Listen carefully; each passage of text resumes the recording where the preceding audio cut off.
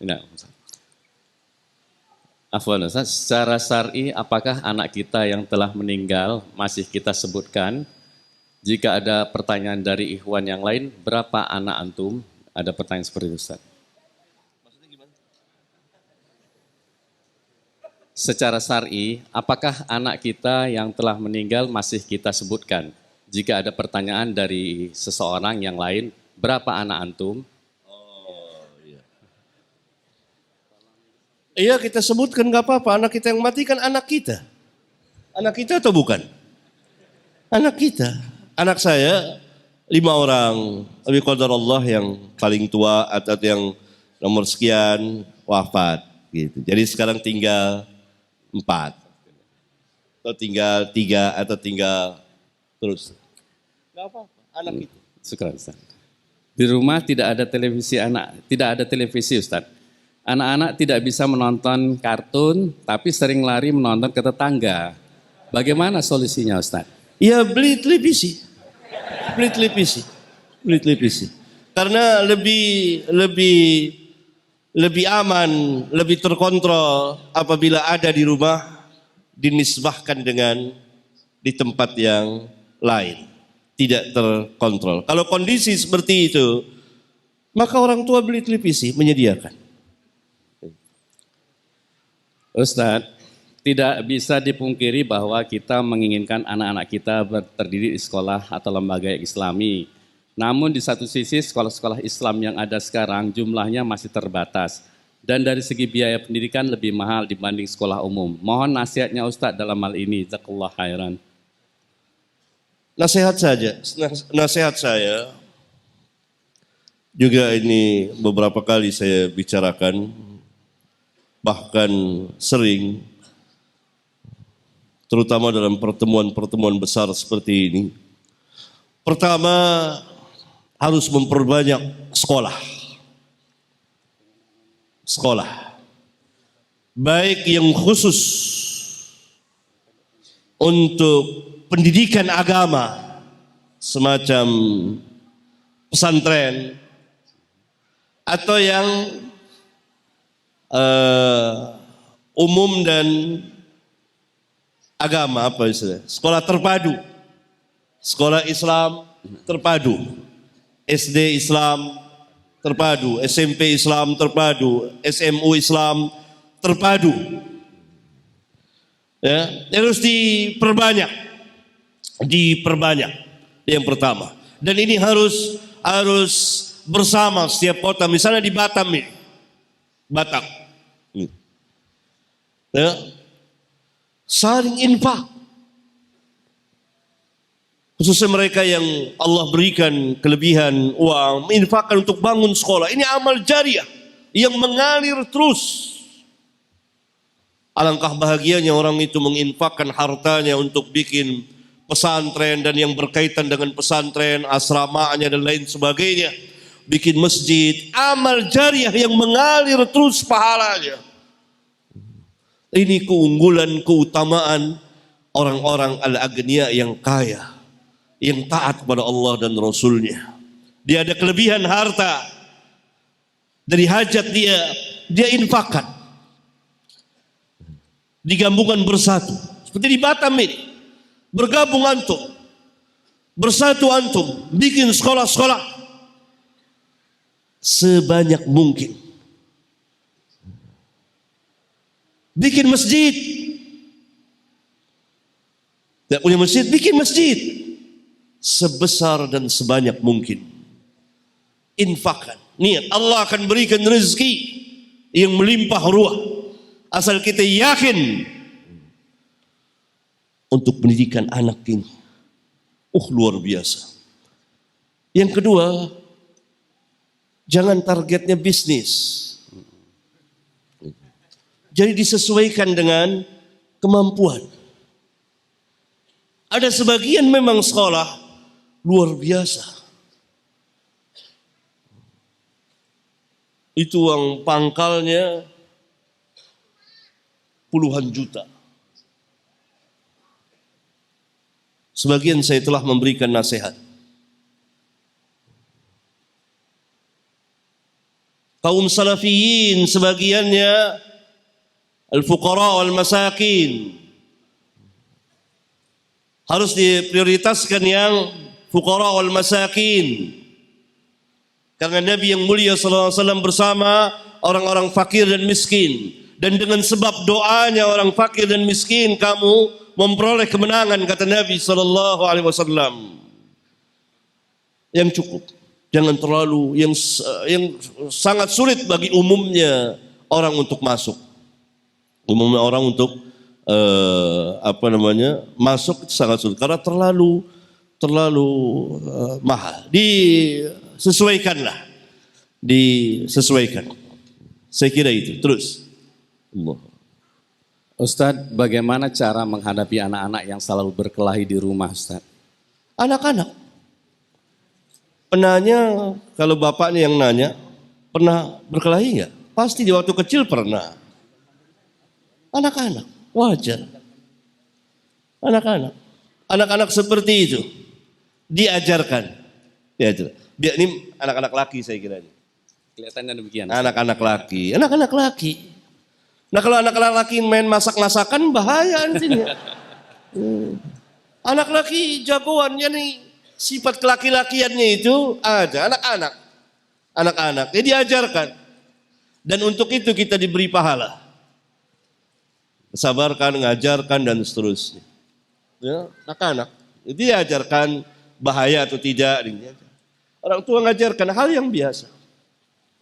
Anak-anak seperti itu ribut.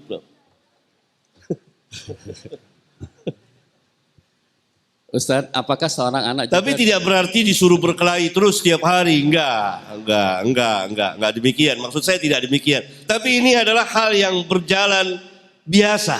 Anak-anak seperti itulah. Khususnya anak laki. Diarahkan, diajarkan. Jangan disuruh berkelahi terus, tidak. Iya. Ustadz, apakah seorang anak juga termasuk dalam firman Allah yang artinya jagalah dirimu dan keluargamu dari api neraka yang bahan bakarnya manusia dan batu, Ustadz? Khitab itu Allah tujukan kepada orang tua, bukan kepada anak-anak. Itu yang barangkali maksudnya. Kepada bapak, kepada saya, kepada antum yang telah menjadi bapak dan suami. Itu Allah tuh, ku anfusakum wa ahlikum nara. Jagalah dirimu dan ahli. Ahli itu siapa dalam bahasa Arab? Anak dan istri. Jaga berarti perintah itu Allah tujukan kepada ayah, kepada bapak. Atau kepada wali. Kepada orang yang punya tugas itu. Nah, itu dia. Bagi ayah, bapak, suami, itu perintahnya diperintahkan ku anfusakum wa ahlikum nara. Dia mempunyai tanggung jawab yang sangat-sangat besar. Ada di pundak dia. Terus. Ustadz, bagaimanakah seharusnya ibu bapak dalam mendidik anak perempuan? Dan apakah wajar mengantarkan anak perempuan sehingga peringkat yang tertinggi seperti sarjana atau sebagainya, Ustadz? Pendidikan dalam Islam tidak dibatasi. Setinggi-tingginya tidak apa-apa. Dalam dunia pendidikan, Islam tidak membedakan antara laki dan perempuan. Berapa banyak wanita-wanita Islam menjadi wanita-wanita yang berpendidikan tinggi sekali. Menjadi orang yang alimah. Lihat Sayyidah Aisyah radhiyallahu taala anha, penyebar ilmu Islam. Seorang wanita yang alimah, yang sangat alim. Para tabi'in belajar kepada Aisyah, mengambil hadis dari Aisyah. Tersebarnya Islam ini diantaranya dari Aisyah yang menyebarkan hadis-hadis Nabi yang mulia sallallahu alaihi wasallam. Kemudian berapa banyak tabi'iyah yang sangat-sangat alim mereka. Dalam hal ilmu tidak dibedakan. Dalam hal pendidikan tidak dibedakan antara laki dan perempuan. Terus. Ustadz, sebagian orang tua membiarkan anak mereka bebas nonton TV dan kadang tidak diawasi. Gimana tanggapannya Ustadz? Harus diawasi. Harus diawasi. Kalau tidak maka akan timbul apa? Keliaran.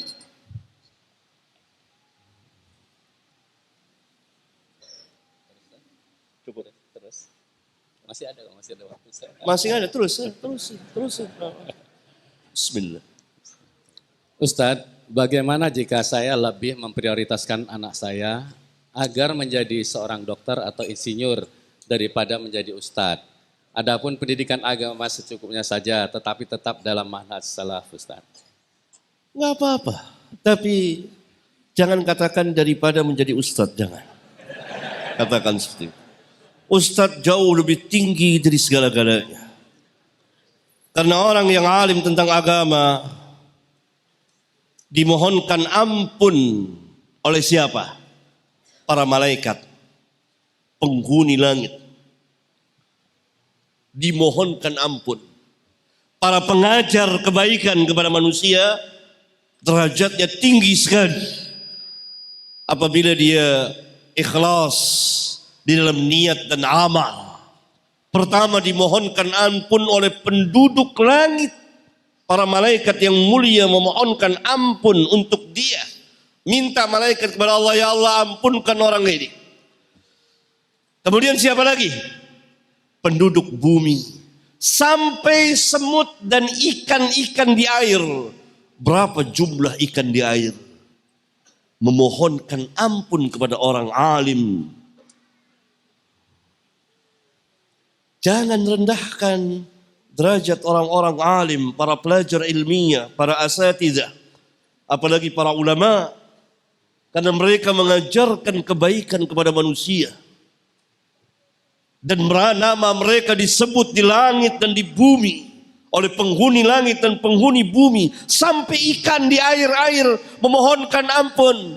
Ya Allah ampunkan si fulan, ya Allah ampunkan si fulan. Berapa jumlah ikan di laut? Luar biasa derajatnya apabila tegak dengan keikhlasan dalam niat dan amal. Nah, itu dia. Kenapa sampai binatang, hewan-hewan memohonkan ampun untuk orang yang mengajarkan kebaikan? Saya terangkan ini dengan panjang lebar di kitab saya Rahmatan lil Alamin. Mudah-mudahan bisa terbit insyaallah ta'ala. Karena orang-orang alim, para ulama, para pelajar, para asatidzah yang berjalan di atas manhaj ilmiah, berjalan di atas hidayah dan cahaya Al-Quran, mengajarkan kepada manusia akan hak-hak hewan, memuliakan hewan, haknya begini dan begitu, sehingga manusia kenal hak-hak hewan dari orang alim ini. Karena itu hewan berterima kasih, memohonkan ampun untuk dia kepada Allah. Allahu Akbar. Jangan rendahkan orang yang alim tentang agama, karena dia dimohonkan ampun oleh penduduk langit dan bumi. Luar biasa, luar biasa. Luar biasa. Kalau orang tahu keutamaan, maka setiap bapak akan menjadikan anaknya orang alim. Tapi tidak semuanya tercapai. Karena itu masyarakat Islam yang dahulu punya tujuan itu anaknya jadi orang alim yang mengajarkan kebaikan kepada manusia. Alim Al-Quran, alim hadis, fikih, tafsir. Orang-orang tua dulu itu begitu semuanya.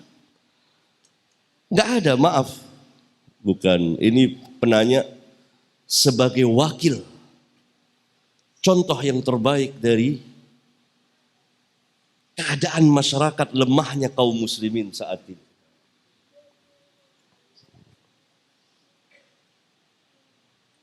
yakni agama ustadz apa kecil. La ilaha illallah. Bagaimana jadi orang baik? Dulu tidak semuanya ingin jadi orang alim, jadi besar. Muncullah mereka para imam-imam besar. Gak ada orang tua punya cita mau jadi inilah. Enggak. Karena itu sangat ilmu dunia sangat kecil sekali. Ibarat setitik air jatuh ke samudra luas. Dan itu hasil olah pikir manusia. Berbeda antara satu zaman dengan zaman yang lain. Kecil nilainya. Apa artinya?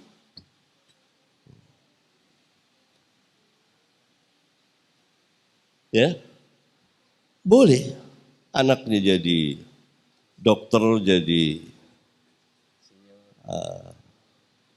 insinyur, nggak apa-apa, nggak apa. Kalau cita-citanya seperti itu, tidak apa-apa, saya apa-apa.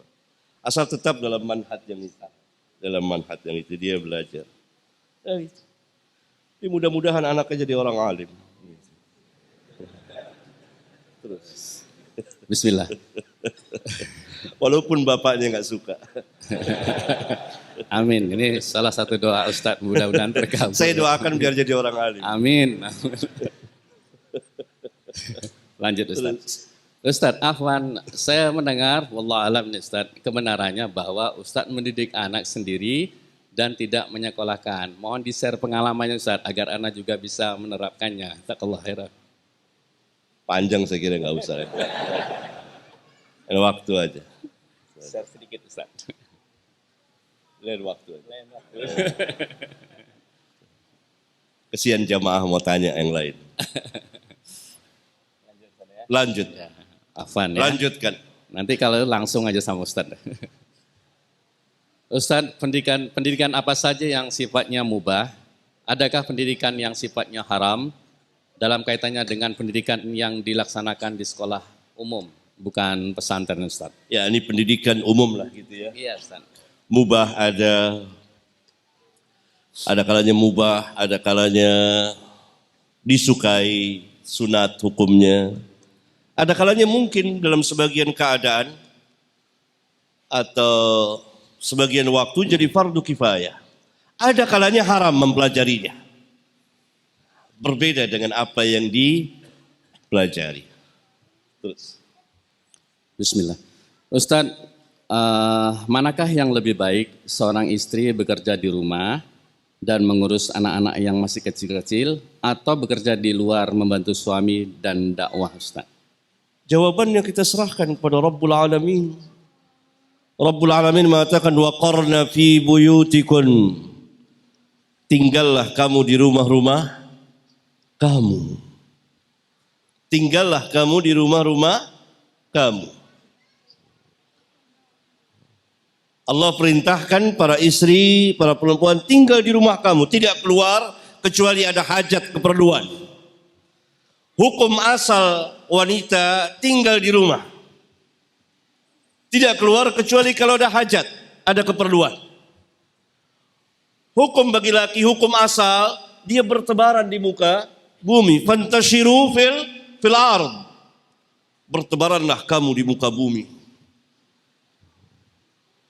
Kemudian Nabi SAW bersabda, warrajulu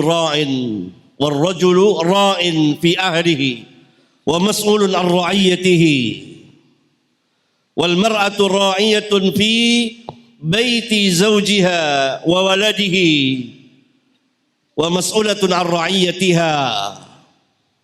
Suami pemimpin di rumah tangganya, pemimpin umum semua, dipimpin, kuasaan ada pada suami. Seperti firman Allah, ar-rijalu qawwamuna 'alan nisa bima faddalallahu ba'dahum 'ala ba'd wa bima anfaqu min amwalihim.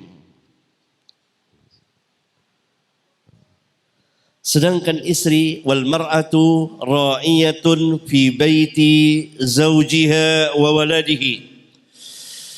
Istri itu pemimpin di rumah tangga suaminya dan memimpin anak-anak suaminya. Dan nanti akan ditanya pada hari kiamat. Sebagaimana suami pemimpin umum yang memimpin rumah tangganya, yang memimpin istri dan anak-anaknya. Dan nanti pada hari kiamat akan ditanya tentang itu. Istri adalah pemimpin di rumah tangga suaminya dan anak-anak suaminya, karena suaminya menitipkan, memerintahkan agar anak-anaknya diurus. Karena itu Nabi SAW katakan wa waladihi, anak-anak suaminya. Padahal anak dia juga kok, anak dia juga kan. Kan tidak dikatakan anak ibunya, tidak, anak suaminya.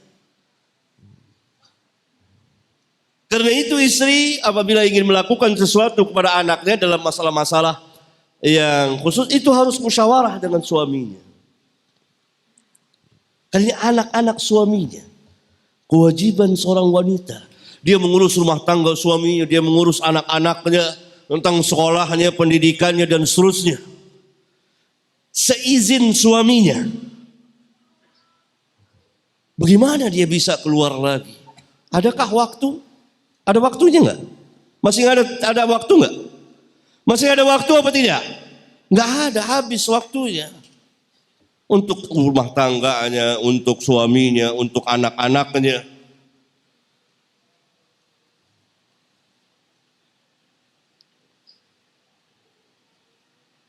Kecuali dia mungkin wanita-wanita yang mempunyai keahlian khusus. Misalnya dia sebagai dokter yang melayani, itu pun harus izin suami. Bidan harus izin suami. Kalau suami tidak izinkan ya nggak boleh.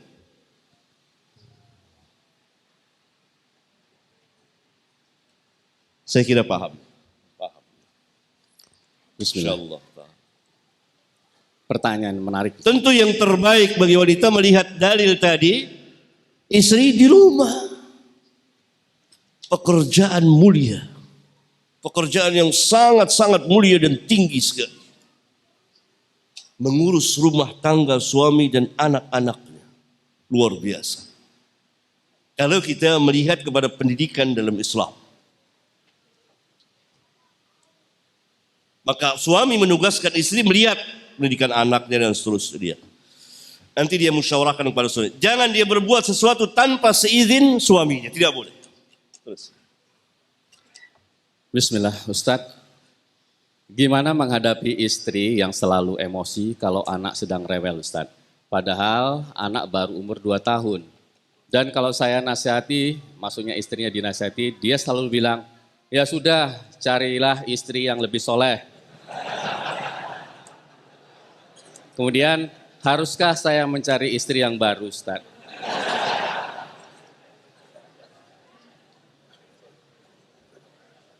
Ya saya kira itu izin dari istrinya. Ya dia cari. Cari, nggak apa-apa.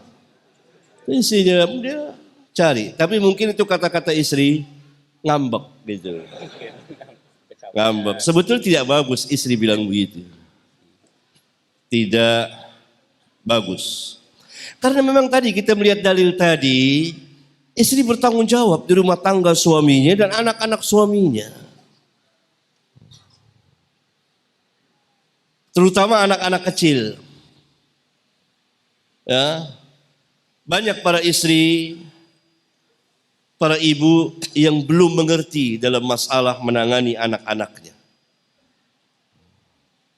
Bahkan sebagian telah kehilangan keutamaan yang besar. Ya.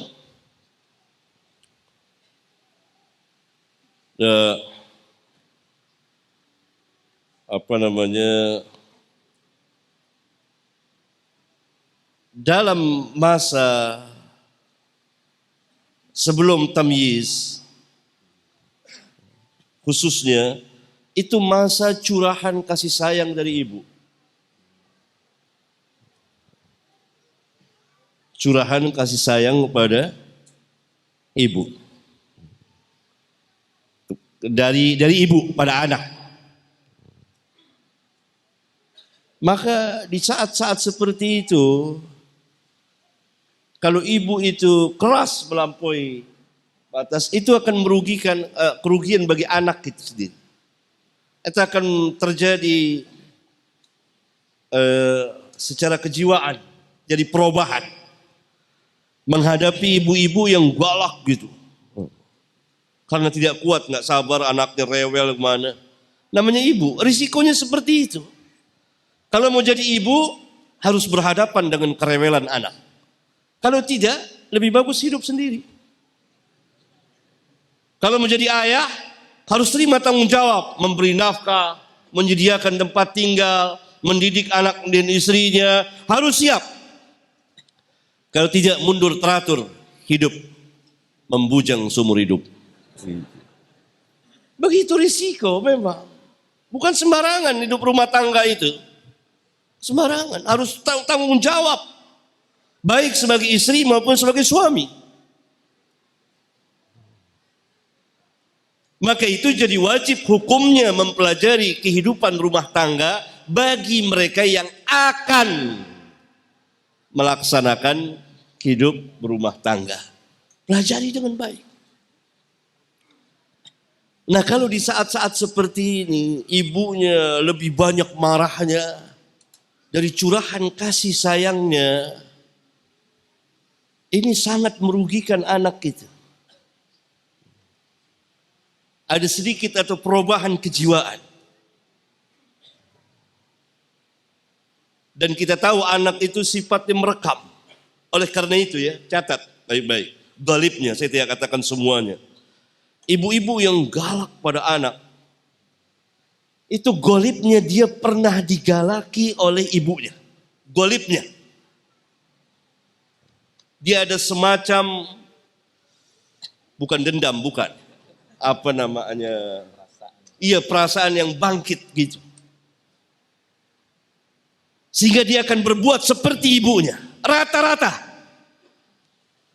Enggak semua. Tapi ada kejadian seperti itu. Imma oleh ayahnya, imma oleh ibunya. Walhasil di masa kecil itu dia pernah. Maka ketika dia punya anak, dia seperti itu. Tanya sama istri antum kalau memang enak. Kalau nggak enak nggak usah. Gitu. Ibunya atau ayahnya pernah menggalaki dia. Seperti dia galak kepada anak. Itu kejadian seperti itu. Dan itu rugi bagi anak-anak, khususnya anak-anak yang memiliki ekstra kecerdasan di atas rata-rata. Rugi akan menurun.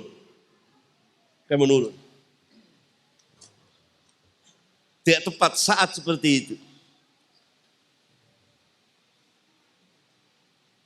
Oleh karena itu, dalam pendidikan itu, didikan anak, ngajar anak, itu enggak boleh. Maka Islamlah pertama kali yang meletakkan dasar-dasar, yakni kasih sayang kepada anak.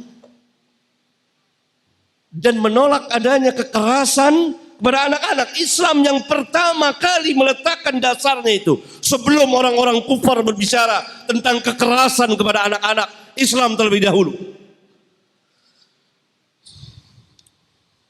Luar biasa Islam ini. Luar biasa.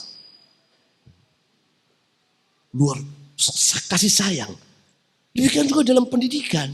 Gak boleh seorang guru itu galak pada muridnya. Pendidikan itu rahim. Rakik seorang guru itu. Sayang, lemah lembut kepada apa yang dia. Apalagi ibu kepada anak. Harus sabar.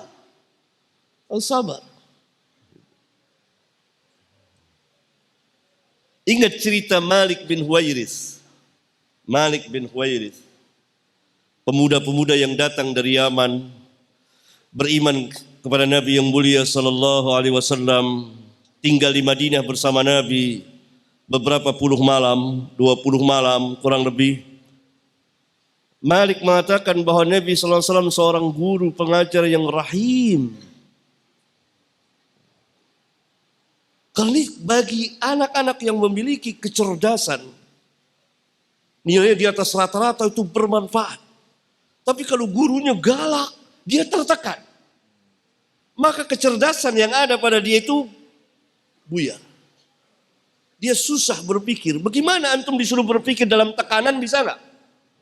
Nggak bisa, dia ketakutan. Itu kerugian. Banyak yang rugi sebetulnya. Saya sering melihat, aduh sayang. Sayang bapaknya galak, dalam pendidikan ya, ibunya galak, tiap hari berapa, itu turun sedikit demi sedikit turun. Kalau tidak anak ini akan cerdas kan. Karena itu dunia barat menerapkan itu. Islam yang pertama, malah orang Islam sebaliknya. Dipelihara orang-orang yang cerdas itu. Karena itu Nabi SAW memberikan contoh wanita-wanita Quraisy. Enggak lawan wanita Quraisy itu. Enggak lawan. Tidak tertandingi sepanjang zaman. Kata Nabi SAW, sebaik-baik wanita, wanitaku Quraisy. Begitu kasih sayangnya kepada anaknya dan kepada suaminya. Luar biasa. Nabi SAW ceritakan itu akan dicontoh oleh para wanita, para ibu. Yang memang selalu bersama anak-anak mereka. Tapi kita berada di akhir zaman.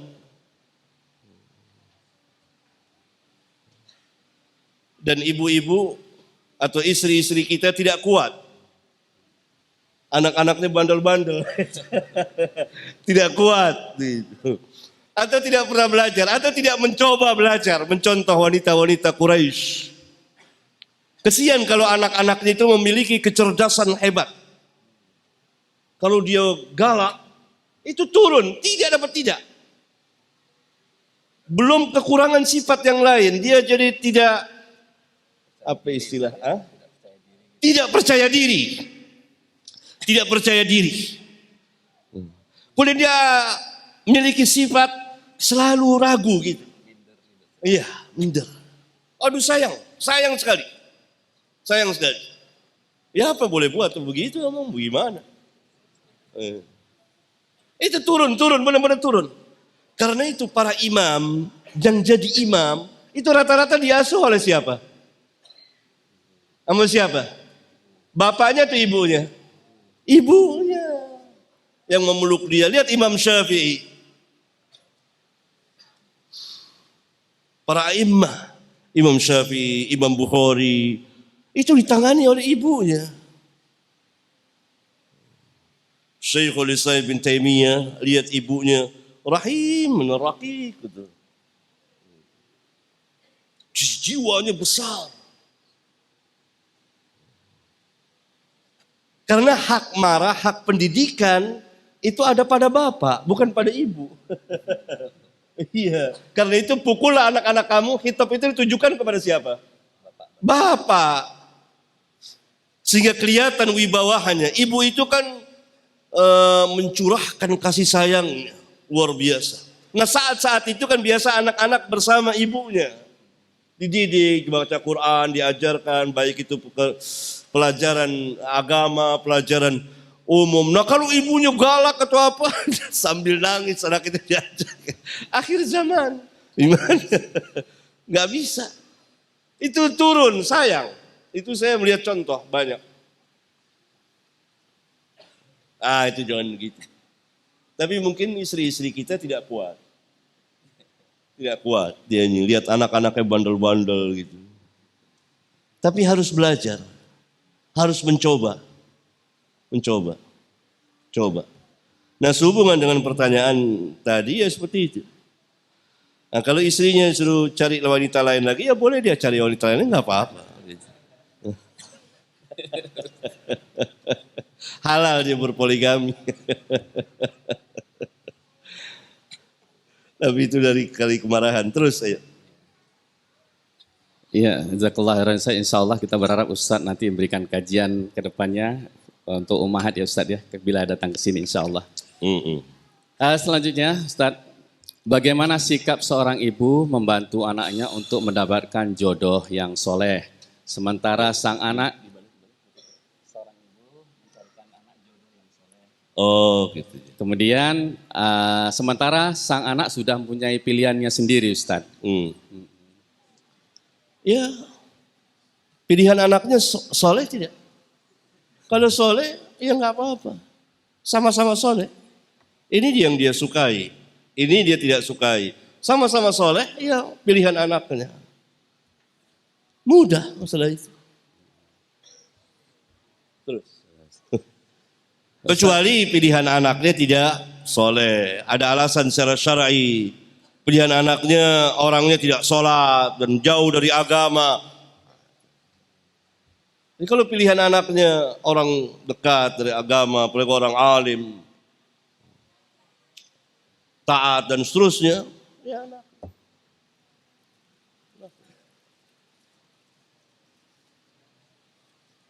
Terus.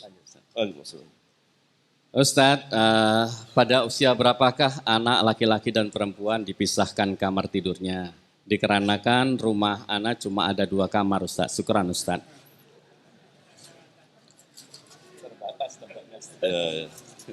7 tahun itu, tamis itu, 7 tahun. Iya, 7 tahun, paling tidak 10 tahun. Harus dipisahkan. Bahkan laki dengan laki, perempuan dengan perempuan kan dilarang dalam satu ini, selimut ya, selimut. Bisa. Kalau nggak mampu mohon minta pada Allah, ud'uni astajib lakum. Usaha. Minta pada Allah. Allah katakan ud'uni astajib lakum. Mintalah kepadaku pasti akan aku ijabahkan. Kita yakin pasti Allah akan ijabahkan. Ya Allah, rumah saya kecil, anak-anak ada sekian, nggak dapat tempat tidur yang layak. Aku minta kepadamu rumah yang besar agar aku bisa berikan rezeki. Udah minta belum? Lupa. Jangan lu minta, ud'uni astajib lakum. Usaha. Allah memberikan rezeki dari arah yang tidak terduga. Dan Allah memberikan rezeki tanpa perhitungan. Ud'uni astajib lakum. Mintalah kepadaku, akan aku ijabahkan. Minta apa saja. Selama itu halal. Selama itu dibenarkan oleh Allah. Jangan minta jadi nabi. Enggak boleh. Sebagai penutup kepada ikhwan dalam menjalani kehidupan agama dan dakwah salafiyah yang sangat besar ini, hendaklah kita bersabar. Tidak ada yang lebih indah dalam menjalani sesuatu, terutama dalam dakwah yang agung dan besar ini, kecuali kita jalani dengan kesabaran dan penuh pengharapan kepada Allah, dan berjalan terus. Jangan berhenti. Penuh dengan semangat. Karena segala sesuatunya berada di tangan Rabbul Alamin. Dan tetap istiqamah dengan ilmu dan amal. Semoga bermanfaat bagi kita sekalian.